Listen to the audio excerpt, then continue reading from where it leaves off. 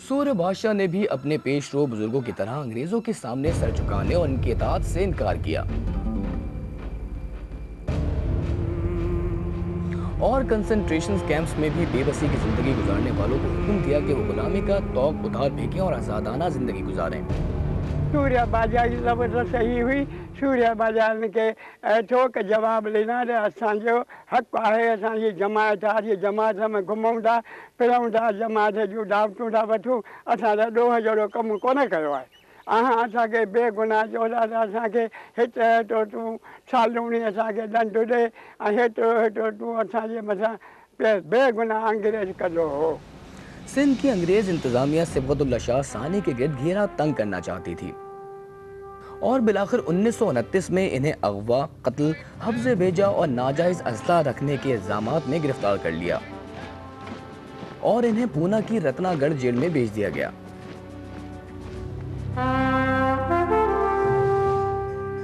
अंग्रेजी सरकार जो उस ज़माने में हिंदुस्तान पर काबिज थी, उसमें किसी खातून ने सुना है कि एक दरख्वास्त गुजारी थी कि उसके बेटे को पीर साहब ने हब्से बेजा में रखा हुआ है।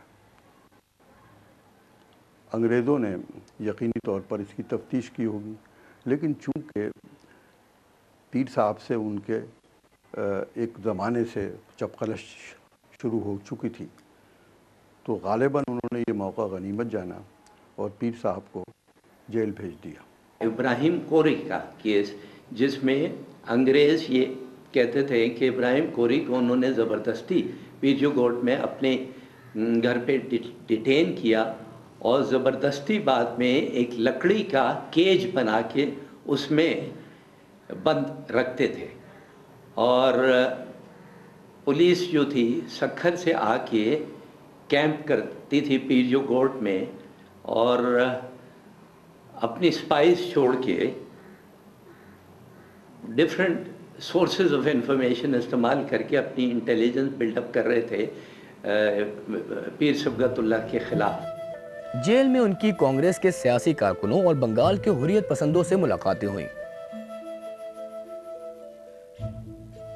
और उन्होंने हुर्रियत पसंद रहनुमा सुभाष चंद्र बोस के अंदाज में हुर्र तहरीक चलाने की मंसूबाबंदी शुरू कर दी। जेल में जब गए हैं पीर सिबगतुल्लाह सानी, तो वहाँ उनकी मुलाकातें उस अपने ज़माने के बहुत बड़े आज़ादी के मतवालों से हुई।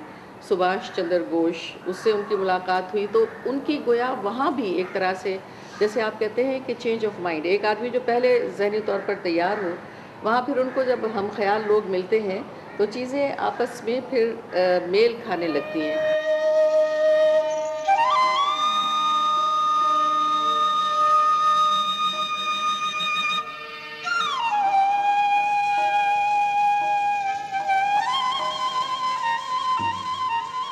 8 साल तक जेल काटने के बाद सिबगतुल्लाह शाह सानी सिंध वापस पहुंचे तो उन्होंने सांगड़ के करीब एक मरकज तामीर कराया जो गड़ंग बंगले के नाम से मशहूर है।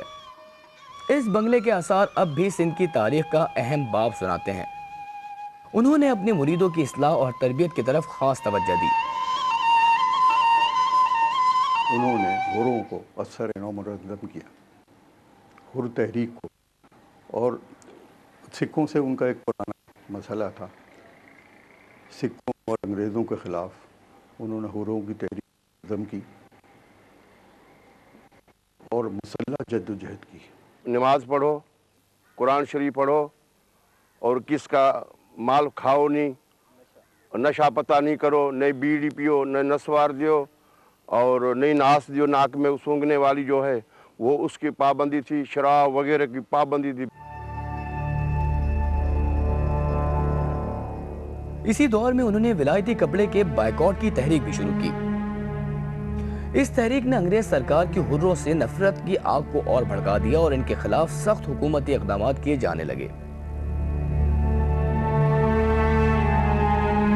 वहाँ पीर साहब ने एक अपनी तकरीर में अपने मुरीदान को ये हुक्म दिया, एक तो गैर शरई जो रसूमात थी उनको तर्क करने की हिदायत की और ये भी हिदायत की कि आप यहाँ के अपने बने हुए कपड़े जो है वो इस्तेमाल करें। अंग्रेज़ के कपड़े, वहाँ से इंग्लिस्तान से आए हुए कपड़े जो है वो उनको तर्क कर दें। लोकल प्रोडक्ट्स डेंगू और मलेरिया से नहीं बचे।